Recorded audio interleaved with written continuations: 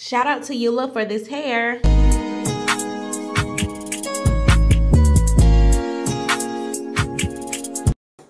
So for the colors, I'm blending together 613, 4, and 27. I wanted this to be like an ash blonde. I wanted the curly pieces to pop. So I'm using the Deep Wave in the shade 613 18-inch from Eula Hair.